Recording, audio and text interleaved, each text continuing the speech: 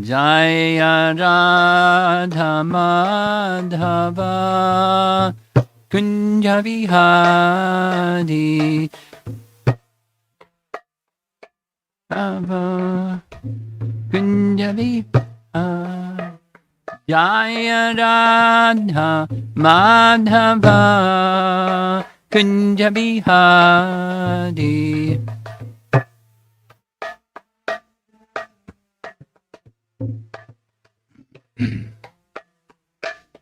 Gopijana Balabha Girivardhari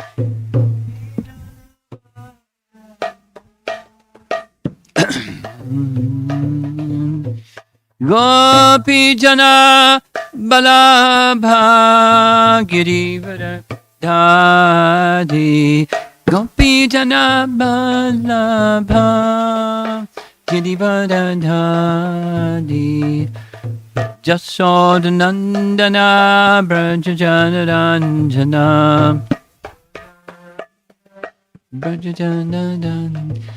Jasodanandana Brajajanaranjana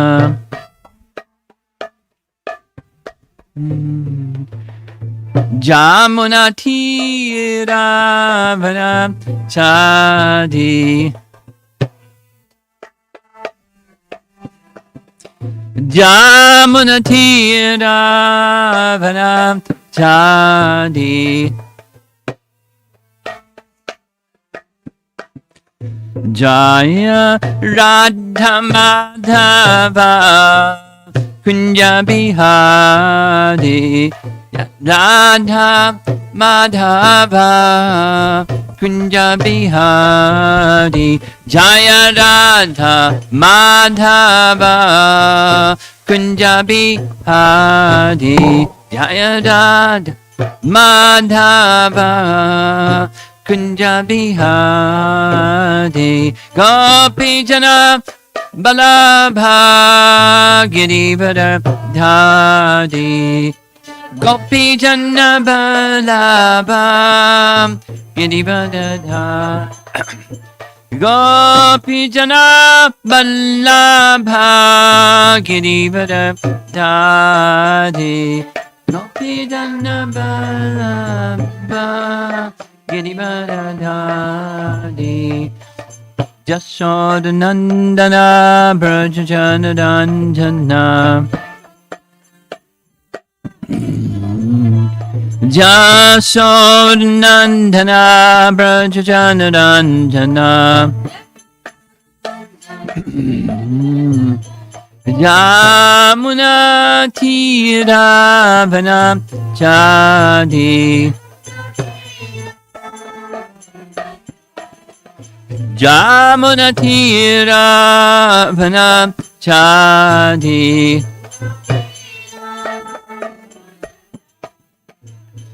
Jaya Radha Madhava Kunja Bihari Madhava Kunja Bihari Jaya Radha Madhava Kunja Bihari Madhava Kunja Bihari Jayom Vishnu Padparamahansa His Divine Grace Sri Bhaktivedanta Swami Srila Prabhupada Ananta Koti Vaishnavrinda Ki Gaur Premanandi.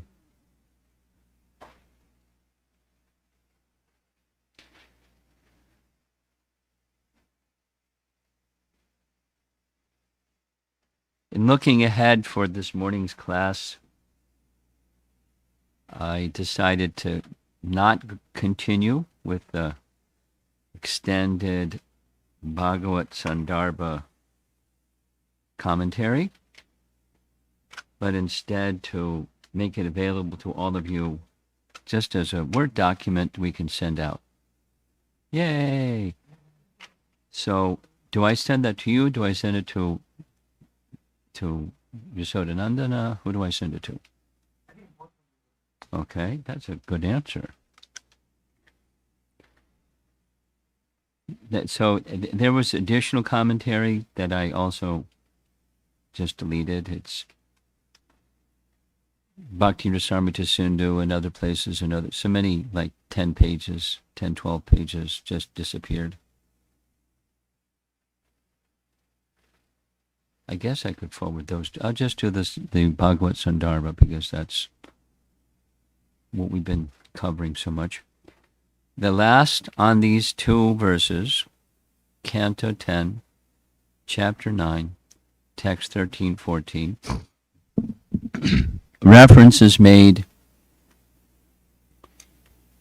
to those verses in Chaitanya Bhagavat, Adikanda, Chapter 3, Text 52, 53. This is Bhakti Siddhanta's commentary. His style, etc., is of course different. And it just gives us a fresh look at the same subject matter, and then we'll move on to the next verse, the Lila. The focus, of course, is Chaitanya Bhagavat is on Lord Chaitanya, and Lord Chaitanya is Krishna himself. Whatever is said about Krishna applies to Lord Chaitanya and vice versa.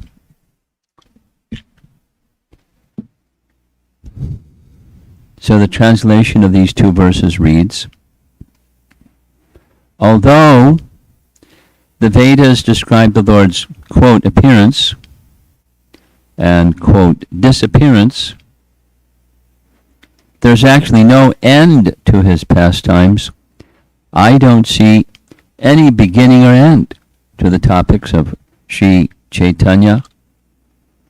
I simply write down whatever he mercifully induces me to speak.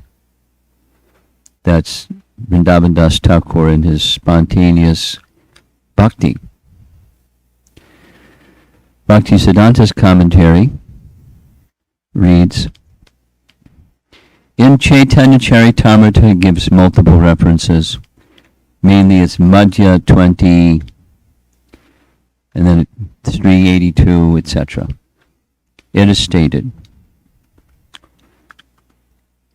the consecutive pastimes of Krishna are manifested in one of the innumerable universes moment after moment. There is no possibility of counting the universes, but in any case, some pastimes of the Lord, some pastime of the Lord is being manifested every moment in one universe or another. Thus, the Lord's pastimes are like flowing Ganges water. In this way, all the pastimes are manifested by the son of Nanda Maharaj. Lord Krishna exhibits his pastimes of childhood, boyhood, and pre-youth. When he reaches pre-youth, he continues to exist eternally to perform his rasa dance and other pastimes.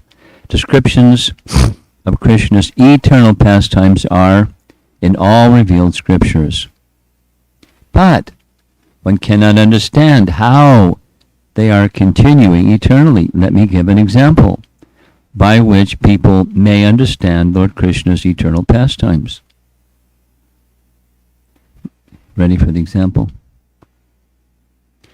An example can be found in the zodiac.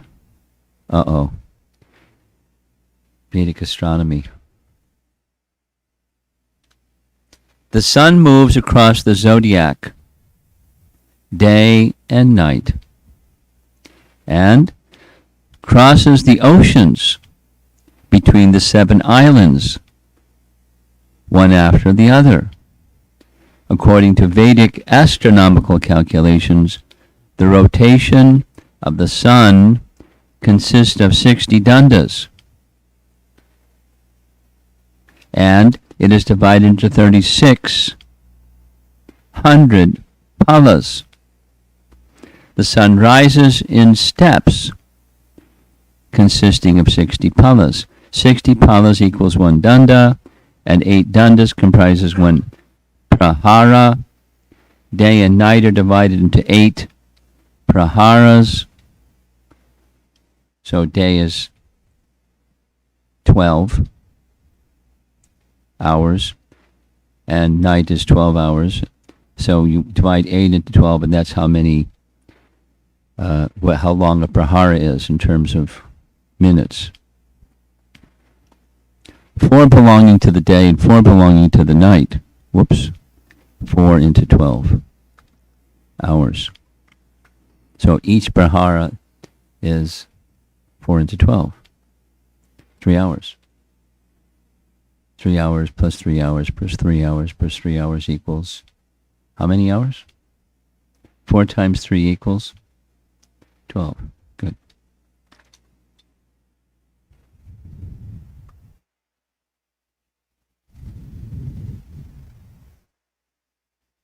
After 8 praharas, the sun rises again. Just like the sun, there is an orbit to Krishna's pastimes, which are manifest one after the other. During the lifetime of 14 Manus, this orbit, the sun's orbit or Krishna's orbit, passes through all the universes and gradually it returns. Thus, Krishna moves with his pastimes through all the universes one after another. The cycle of his pastimes turns like a wheel of fire. Thus, Krishna exhibits his pastimes one after the other in every universe. Since all Krishna's pastimes are taking place continuously at every moment, some pastime is existing in one universe or another. Consequently, these pastimes are called eternal by the Vedas and Puranas, unquote. All of that is explaining what's in Chaitanya Charitamrita. So eternal pastimes in this world means they're actually eternal. And eternal pastimes in the spiritual world means they're eternal. And then there's manifest and there's unmanifest. Whether manifest or unmanifest, they're eternal, and the forms are eternal. Paragraph. In Laghu Bhagavatamrita. What's Laghu Bhagavatamrita? You're tired. Yeah. Laghu Bhagavatamrita. You heard that one? You've heard of Brihat Bhagavatamrita. Who's the author? Starts with an S. One of the Goswamis. Sanatana Goswami. And Laghu Bhagavatamrita is by Rupa Goswami. Laghu means light. Brihat means big or heavy. So Rupa Goswami is humble. His brother wrote a big one, he wrote a small one. Laghu Bhagavatamrita is describing incarnations. That's the topic. Avatars. So in Laghu Bhagavatamrita it is stated, gives the verses. Quote, just as Krishna is the primeval Lord, or unborn, his pastimes of appearance and disappearance are beginningless. By his own supreme will, Lord Mukunda, that's Krishna, repeatedly manifests his pastimes of appearance and disappearance in this world. He is Aja or unborn, yet he takes birth. One may ask how a person who is unborn can take birth. Semicolon. It appears completely contradictory. It does appear. In order to reconcile this contradiction, one may reply, the Supreme Lord is inconceivable, full of opulences, and completely spiritual. Since there is no tinge of transformation is like the 6 transformations of living entities. The 6 transformations of living entities: birth, growing, staying for some time, producing byproducts, dwindling, and death. Shadvikaras in Sanskrit, 6 transformations. For Krishna, there's no transformations. Since there's no tinge of transformation in the Supreme Lord and his devotees, they are both unborn. Semicolon. Although their birth is not due to sexual intercourse, they appear in a pure heart, as the sun appears in the east, and are therefore also born.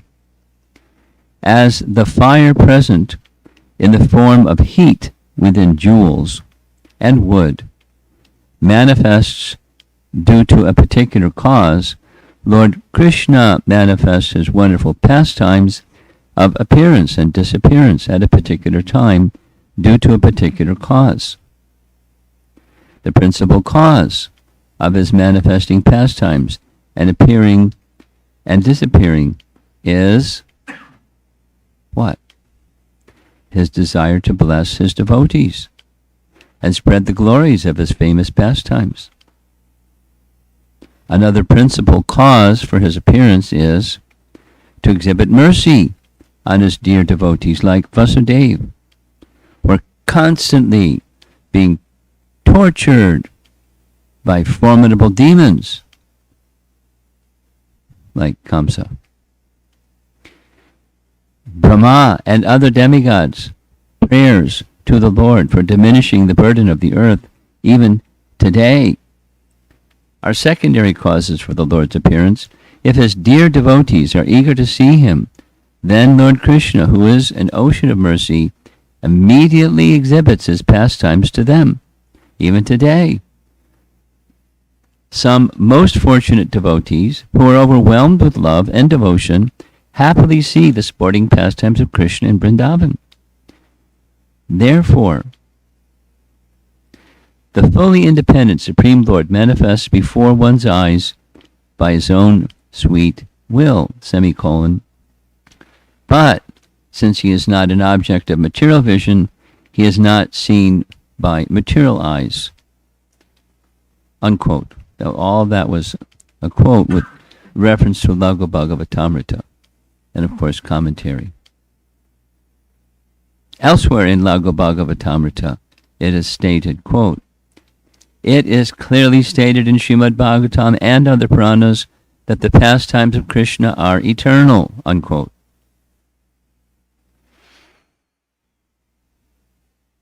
Paragraph. In his commentary on the above quoted verses from Laghu Bhagavatamrita, Srila Baladev Vijayabhushan has stated, quote, "Since the pastimes of the Lord are activities, there must be a beginning and an end. Otherwise, the pastime cannot be complete. If the pastimes have a beginning and end, how can they be considered eternal?" In answer to this, still part of his commentary, in answer to this, it is replied in the Gopal Tapani Upanishad, and we've been hearing this one. Ekopi san bahudha yo vabhati. Ekopi san bahudha yo vabhati. Translation. Although Lord Vishnu is one, he manifests in many forms. And in Vishnu Purana, Ekaneka Swarupaya, Lord Vishnu is one as well as many. These two statements prove the unlimitedness of the Supreme Lord. Another reference, the Chandogya Upanishad describes the devotees of the Lord as follows. Sa ekada bhavati trida. That is, he is one kind and three kinds. From this statement of the Chandogya Upanishad, it is understood that each of Lord Vishnu's associates are also unlimited. That's the 1/4, 3/4, that thing. The spiritual world is the 3/4, and the material world is the 1/4 portion.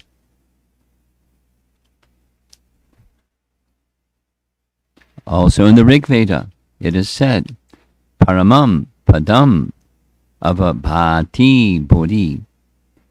or the supreme abode of Krishna, is unlimitedly manifest. Rig Veda. From this statement of the Rig Veda, the unlimitedness of the pastime places of the Supreme Lord is also confirmed. Summary. From these statements that establish the unlimitedness of the Supreme Lord, his devotees, and his abode, it is understood that the pastimes of the Supreme Lord are not temporary.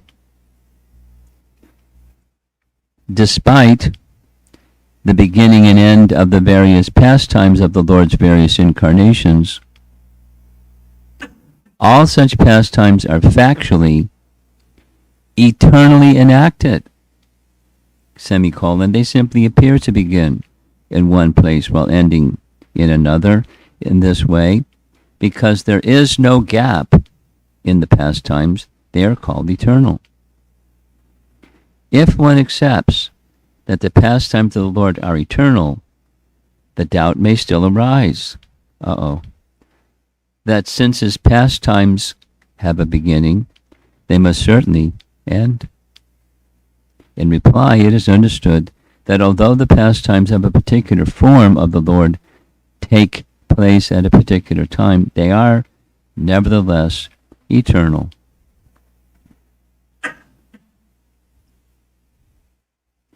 Shankaracharya has stated in his commentary on Vedanta Sutra 1.3.28, if someone says he has cooked, that does not mean that he has cooked twice.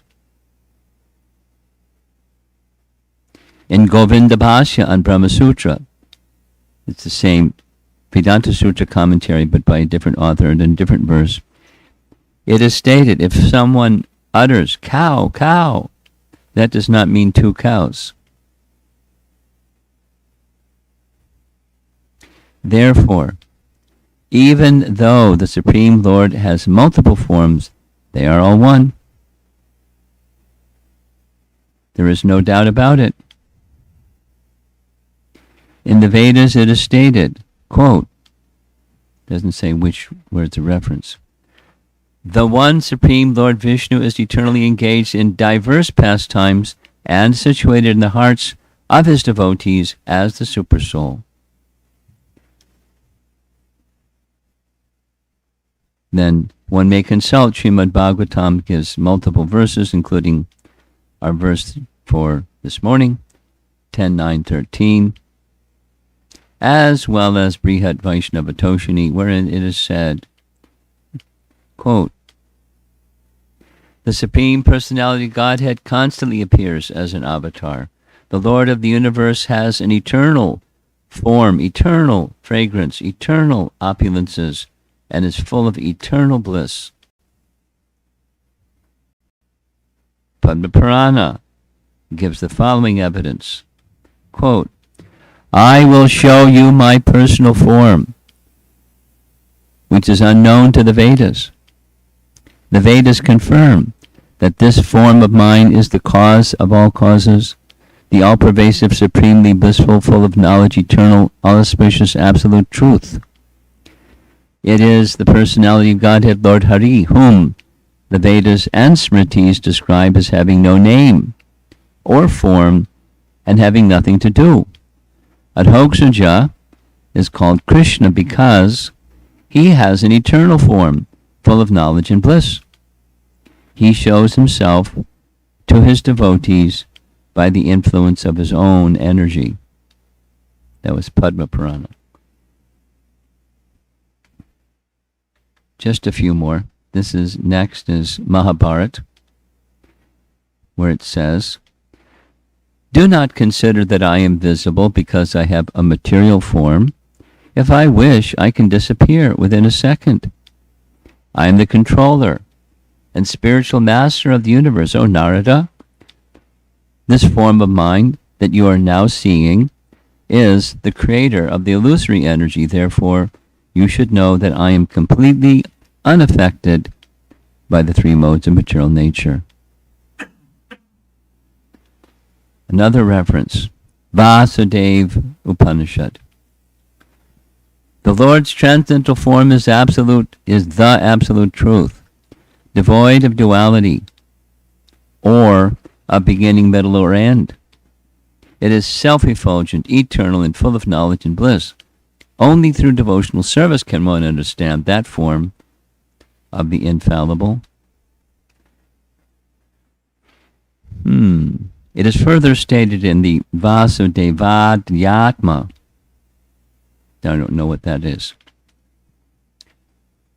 Quote, because his qualities are generally unknown, he is said to have no name. Because his form is not material, he is said to be formless. Because Lord Hari does nothing in relation with the material nature, he is said to be inactive. In the Narayana Dhyatma, it says, the Lord, although he is eternally unmanifested, is visible by his own energy. Without the assistance of his energy, who can see the immeasurable Lord, the Supersoul? Only 2 more paragraphs and we're done. Whew. Regarding the appearance and disappearance of the Lord, the Brahmanda Purana says, quote, the form of Lord Hari is neither abominable nor meant for rejection. His manifestation in this world is called appearance, and the ending of his manifest pastimes is called disappearance. In his commentary on Srimad Bhagavatam, Madhvacharya writes as follows. This is Bhagavatam 4:23-11. The Lord appears and disappears for the sake of the wise, but he also appears to enlighten the ignorant. Last paragraph. This wheel of fire example is given again. The pastimes of the Supreme Lord are uninterrupted, just like a wheel of fire. Semicolon. They are not products of fruitive workers' temporary imagination that fade away in due course of time.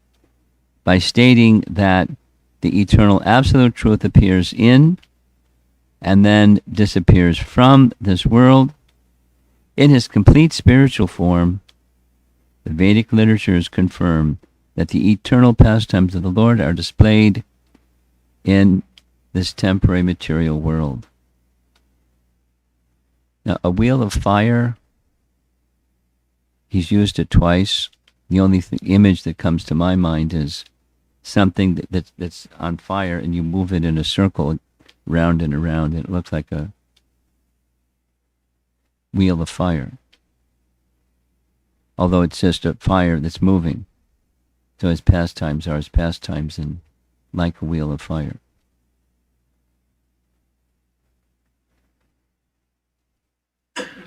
So thus ends commentaries on Canto 10, Chapter 9, verses 13, 14, and now moving on to verse 15,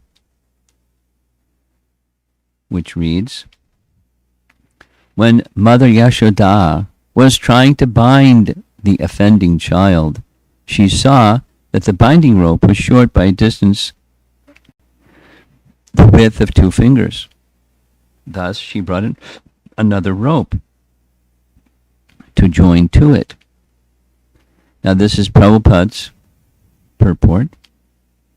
Here is the first chapter in Krishna's exhibition of unlimited potency to Mother Yashoda when she tried to bind him. The rope was too short. The Lord had already shown his unlimited potency by killing Putana, Shakatasura, Trinavarta. Now Krishna exhibited another vibhuti or display of potency to Mother Yashoda. What's that? Unless I agree, Krishna desired to show, you cannot bind me. Thus, although Mother Yashoda, in her attempt to bind Krishna, added one rope after another, ultimately, she was a failure.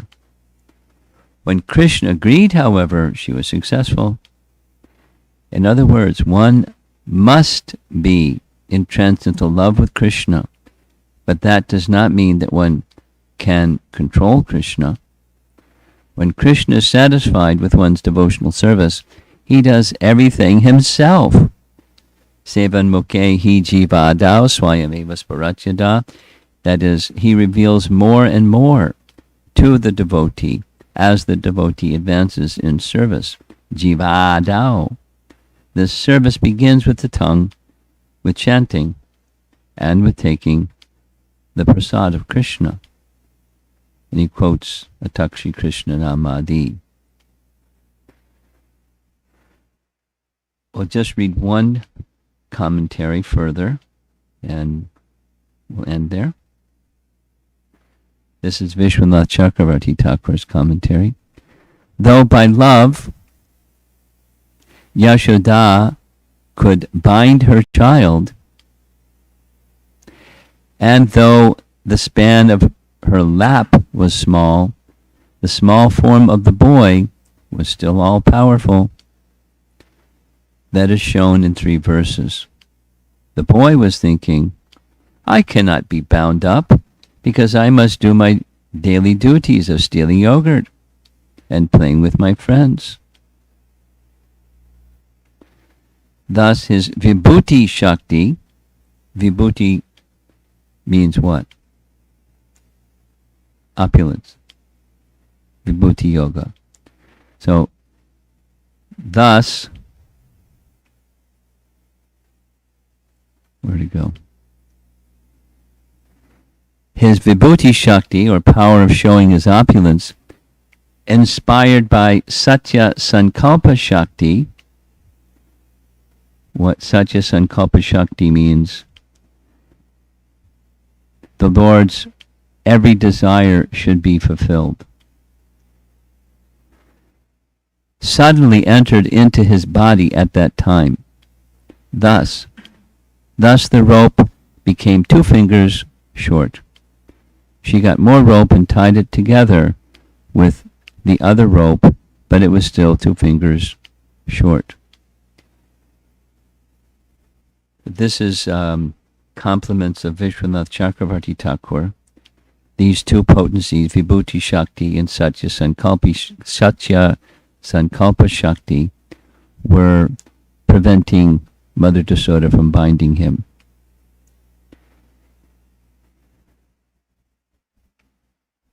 He has unlimited potencies. This is chapter 9.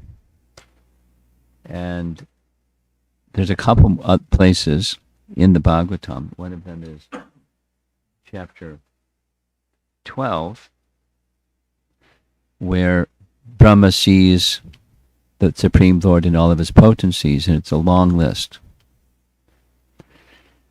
It's not an unlimited list. The potencies are unlimited, but the principal potencies are named.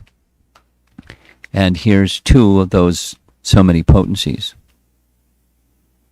So Vibhuti Shakti and Satya Sankalpa Shakti. Satya Sankalpa, we know that meaning. You have some intention. And his intentions become Satya, or truth. Just desiring, then from that one Satya Sankalpa Shakti, or similar, not identical, as Ichcha Shakti. He desires, and then his Satya Sankalpa Shakti recognizes, picks up the signal. Krishna wants this. That's it. Then the other Shaktis move and take care of what he wants. So he wants to, using his language, do his duties. Go steal butter and yogurt.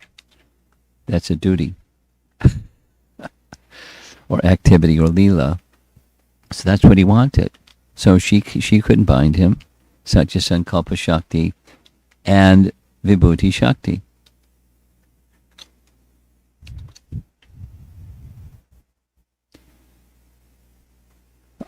So his commentary later is going to say, when Krishna saw the labor that his mother was extending, and that she was becoming fatigued, etc., etc., he withdrew those two potencies and extended another one, Kripa Shakti. So this is another answer to Paramarupa's celebrated question: do we make endeavor or do we just wait for the mercy? So we make endeavor and we wait for the mercy. Because he saw, and he extended his mercy because he saw. He saw her bhakti. No, he can see her bhakti without her doing anything. And his mercy doesn't need a cause anyways. He can, like this question somebody was asking, the unfairness of Krishna delivering demons. It's not fair. Some people try really hard and they're nice people, they're not demons, and they don't get that mercy. And some persons are demons and they get mercy. There's not justice to this. The mercy doesn't require justice. Mercy is completely causeless. Mercy. Well, there's got to be some cause, because everything has a cause.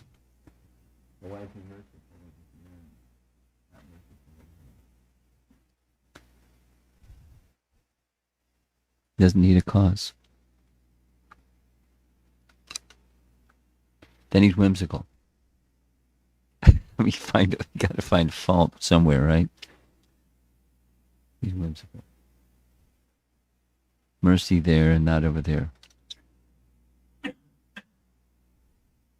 Mercy doesn't need a cause. Now someone can resist mercy too. That does go on.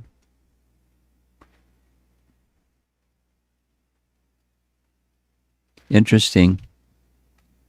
The Sanskrit phrase used when Krishna speaks to the washerman is identical to the Sanskrit phrase that Krishna uses when speaking to the weaver. In one case he's asking for garments, the other case he's asking for decorations. And one response is this and the other response is that. So mercy may come and one can say no. Mercy may come and one can say yes. So there is something that we need to do. You say yes. And have a yes attitude. Have a submissive, shelter-taking, service attitude. Because the weaver, it was an opportunity for service. And for the washerman, it was protectionism. This is Kamsa's clothes. Do you know what would happen if he found out you had any idea of taking his clothes? Whoa, you're in big trouble. You better go back home before you're in trouble.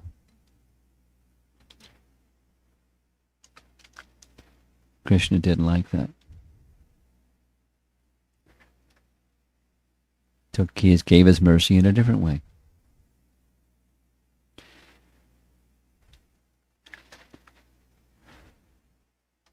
I don't know how you feel. I'm really relieved that all that lengthy discussion is over. It was really laborious.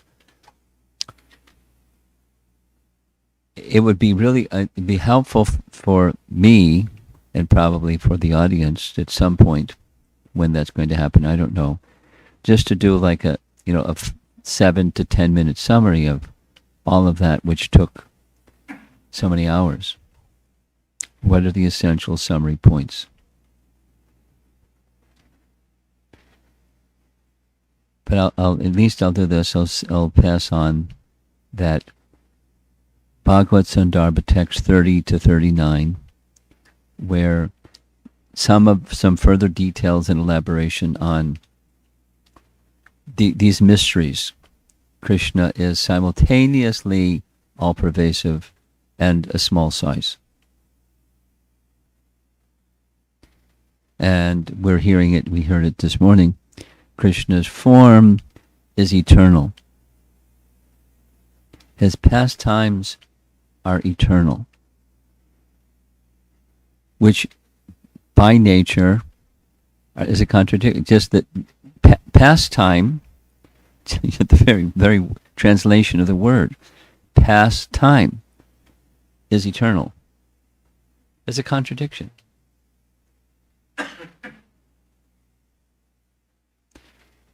Like birth. I mean, there's a nice description of this elsewhere in Jiva Goswami's writings, but birth, it has a beginning and end. It's not like the poor mother is undergoing labor endlessly. That wouldn't be very nice.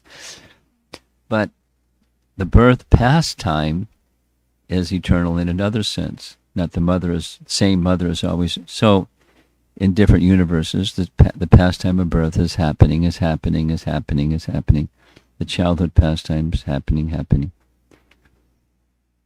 then they cycle back around, like this example of a firebrand, or circle of fire.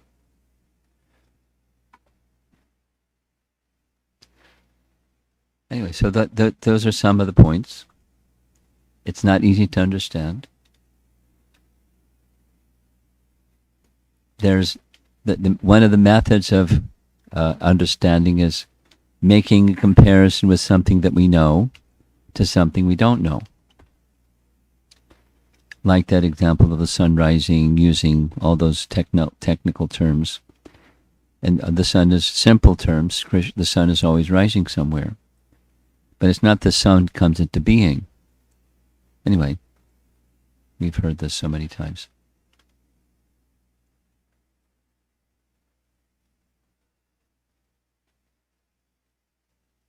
Eternal form, eternal pastimes, likewise eternal associates.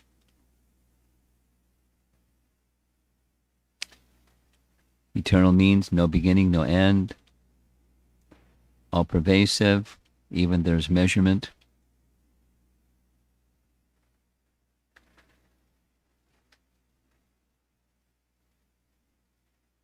That's a really important one for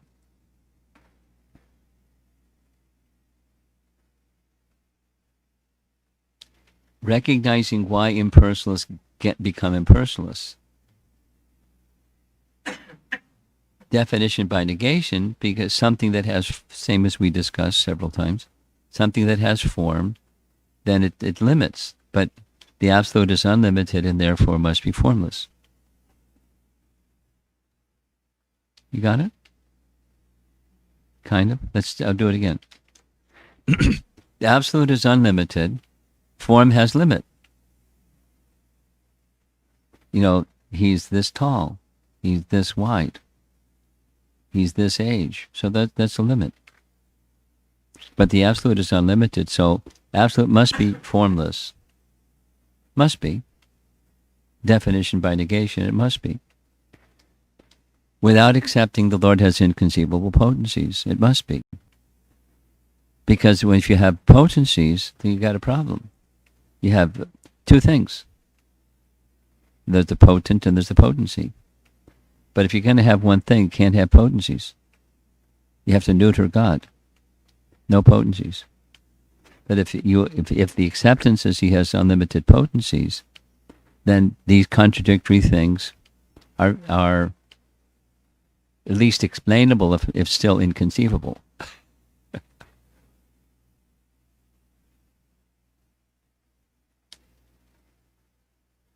So we give metaphors to help understand, like the sun rising.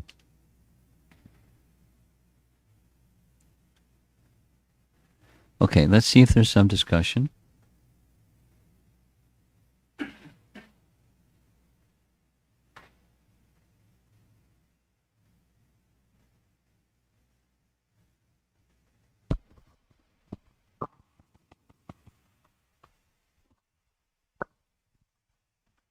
Hare Krishna Maharaj Ji.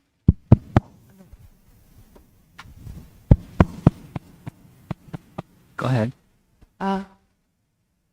Speak. What is the full capacity of the vibhuti potency? I have heard about one potency, the kind of one ability of this potency. So what is the full expression of vibhuti potency? There's no limit. What is the full expansion? Unlimited. There are examples, exactly what's in chapter 10, Vibhuti Yoga, chapter 10. Here's some examples. And then Krishna says, but what's the use? The examples are without limit. Just understand this. With but a spark of my splendor, I maintain, pervade, and support the whole universe. So those potencies are coming from Supersoul. And they're manifested variously. So you want to know what's the extent? There's no limit. That's the extent. What's unlimited? Well, it's what you can't fit that in your mind. Unlimited. Everything has a limit. Everything the mind can grasp has a limit. So what has no limit? Beyond the mind. To comprehend. So we can define it by negation. There is no limit. If there's to be an experience of that which is no limit, then bhakti is the medium.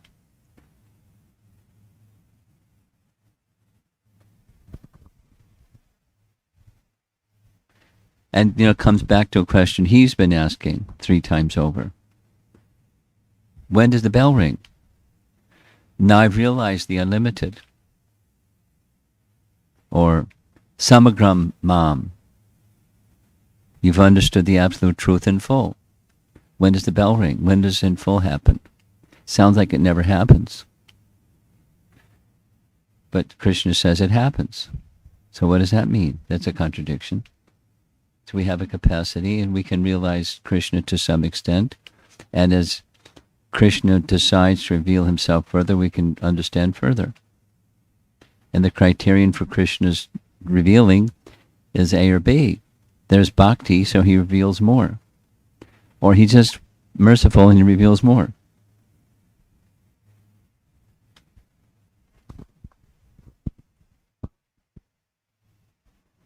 That's samagram. Okay? Thank you. My next question is there any description in the scripture how souls are going to stay in Vaikuntha? How souls are going to do what in Vaikuntha? Yeah. Do what? Stay? Well, once in Vaikuntha, you stay. So is there any description like what they do or how they Sure. get the pleasure Sure. with Krishna? There's a whole chapter, description of the kingdom of God, in Canto 3. The 4 Kumaras go to the gates of Vaikuntha. You can read that section. That says what they do. Thank you. Okay.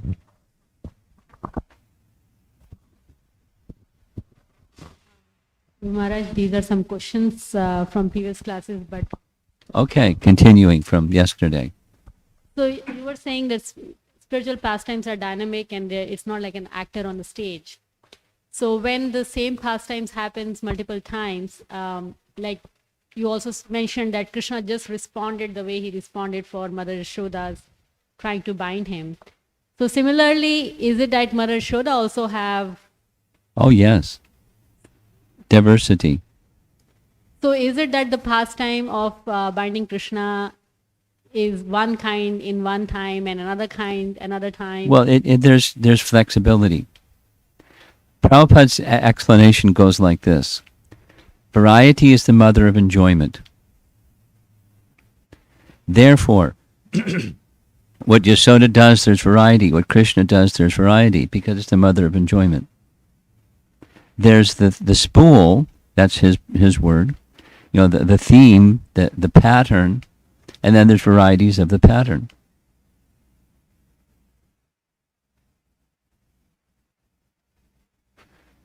When you chant the Maha Mantra, it's not always, the experience isn't the same every time you chant the Maha Mantra, but it's the same Krishna and the same behavior of chanting the mantra. So is it like in one pastime Mother Yashoda does not bind Krishna at all? Or Well, I don't know.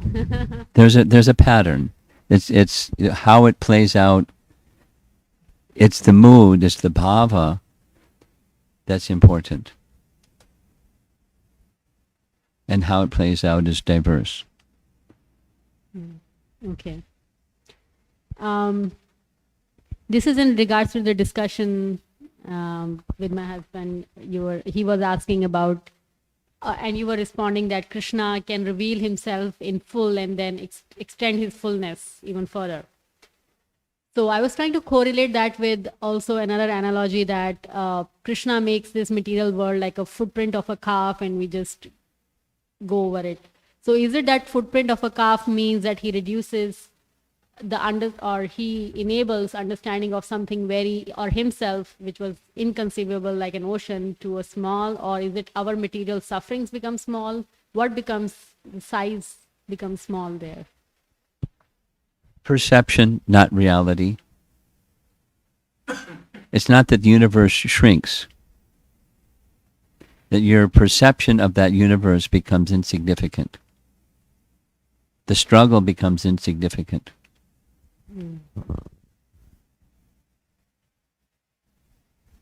Okay.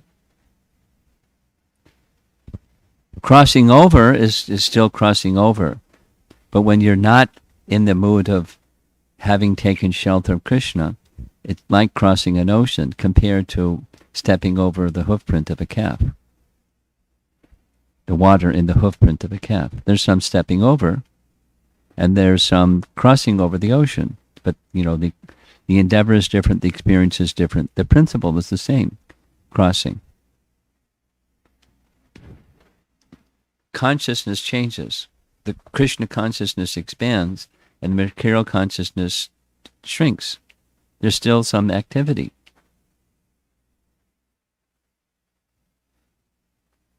Next. It's managed. You refer to Vasudev Upanishad. Is it this first time I heard the name? Me too. Is Next. it about Krishna or is it Vasudev? Like Vasudev. It's not Vasudev, it's Vasudev Upanishad. Don't know anything about it. Next. I think that's it for now, Maharaj. Okay. Thank you. You have some from yesterday, right? Yeah. Okay. So when we were discussing about the, I think Vishwatma or Jagatatma, that Krishna being the soul of all existence, Okay. in that context,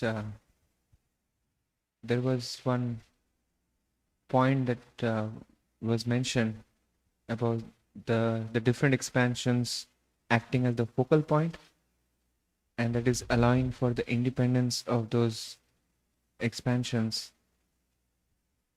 I was a bit lost there. Like, what does it mean by that focal point?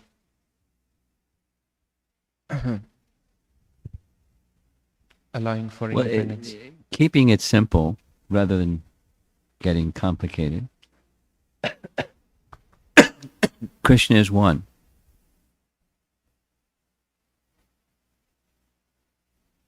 While Krishna is one, he does manifest himself variously. And as he manifests himself variously, Krishna is one. That's the meaning. Hmm. It can be multiple Krishnas, but it's one Krishna. It can be multiple super souls, it's one super soul. It can be various avatars, it's one source. That's the focal point. So in Bhagavan, Krishna is the focal point. In today's discussion, we were talking about the eternality of Krishna's pastimes, and it became very clear with the analogy of how, like, Krishna's pastimes are moving like in orbit, and therefore it's eternal in that sense. It's kind of moment to moment, happening in just different Yes. time and place. Yes. Space.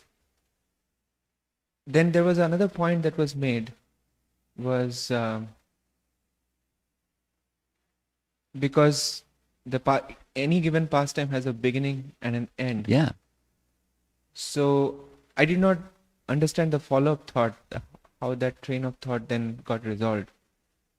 I can read it again. Want me to read it again?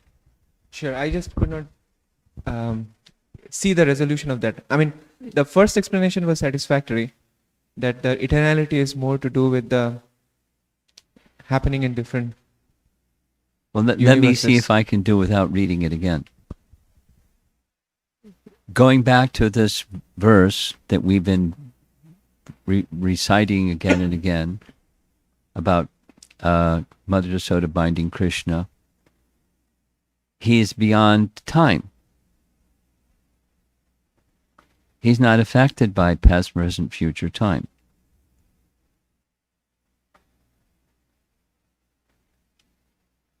Yet, he has pastimes where it looks like, let's say he's crawling across the floor to get the butter pot. So it appears as happening within time.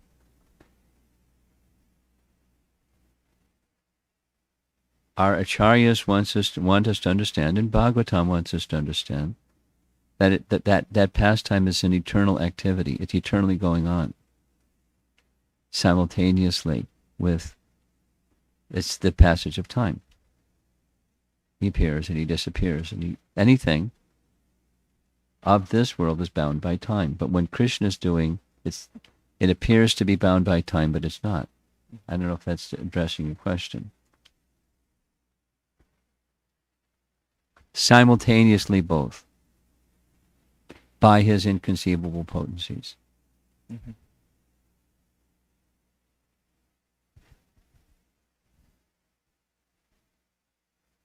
Okay. Next. I think it was yesterday's discussion where it was mentioned how, I think yesterday morning's discussion, that there could be also topics within the Bhagavatam that may not be absolute, or there could be. That was I- puzzling. I can't expand on that. Okay. Why he inserted that? If I heard it correctly, You heard it correctly. I mean, he gave a particular example. Do you remember the particular example? I can go to it and read it again. I don't remember the example.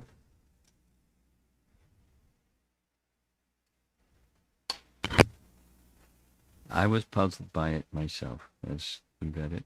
He gave an example that, let's see if I can find it quickly.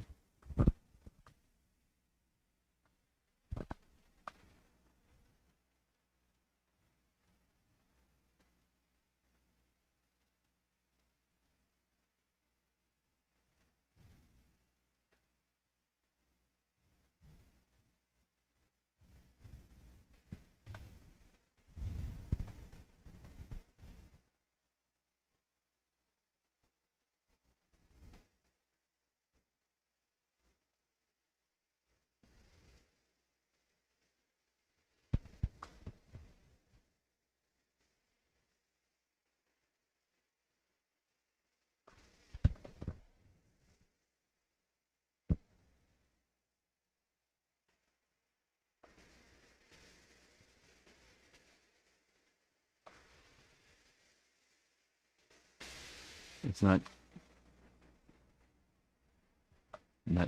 easily able to find it. I remember the statement. I remember being puzzled by the statement. I can't remember the example that he gave. It probably would clear it.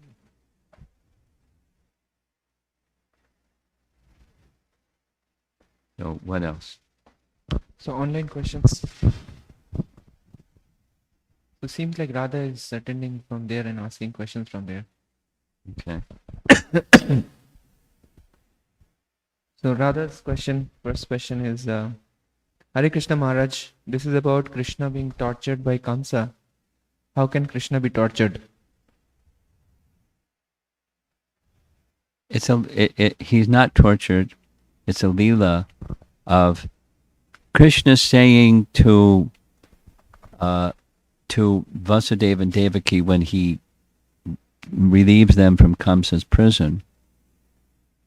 He says, because I was afraid of Kamsa, you didn't get to experience my babyhood and childhood and pastimes. And when when Uddhava says that in Canto 3, Chapter 2, he said, this gives me much pain. Because the reason is people think he was afraid. Or her question is he was tortured. He wasn't. But he is speaking like that, as if he was an ordinary child, for to soothe the heart of his mother and father. By the way, I found the reference.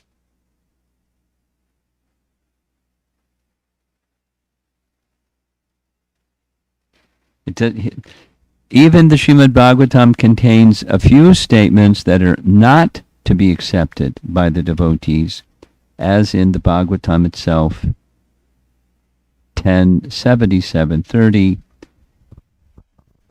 Doesn't explain it, just says we will specifically establish this point later in the Krishna Sandarbha. So if you like, I'll do this homework and we can discuss at the beginning of the evening class or tomorrow morning's class or something.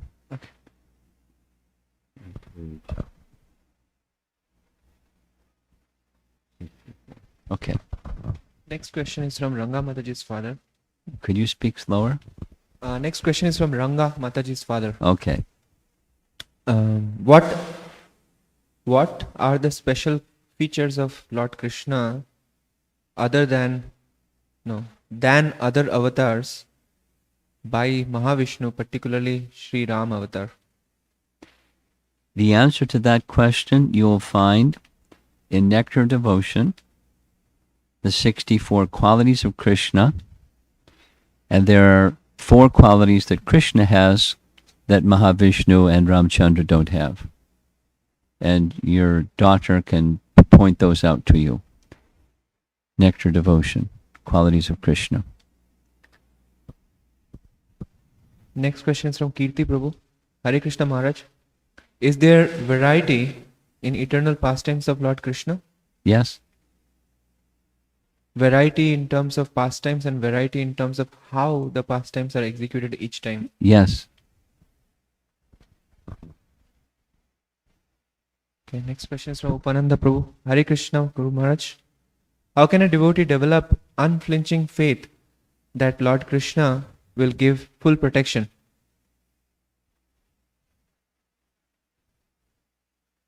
By gradual progression of faith, one can come to unflinching faith.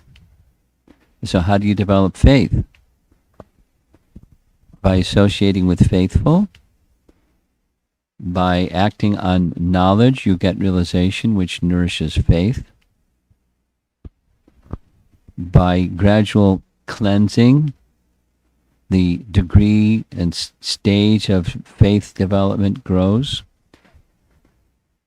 The 9 stages of bhakti, starting with Adau Shraddha up to Prema, they're all one way of saying what those 9 are. It's stages of faith. So by progressing in bhakti, you come to unflinching faith. Last question is rather second question. Should we go to Vaikuntha or Golok Vrindavan? And why is Golok Vrindavan considered more superior to Vaikuntha? You go where your attachment is. That's where you'll go. Should we go? You go where your attachment is. That's what happens. And why Goloka is considered most exalted, it has to do with the degree of sweetness or intimacy in that loving relation. It's not that if one goes to some other place than Goloka, one is not to be considered a pure devotee, or say it positively. One is to be considered a pure devotee by attaining Vaikuntha or Ayodhya or any other place in the spiritual realm. It requires pure bhakti to enter such places. The superiority of Goloka is the intimacy factor. Okay. So, Thank you very much. Prabhupada ki Jai. Jai.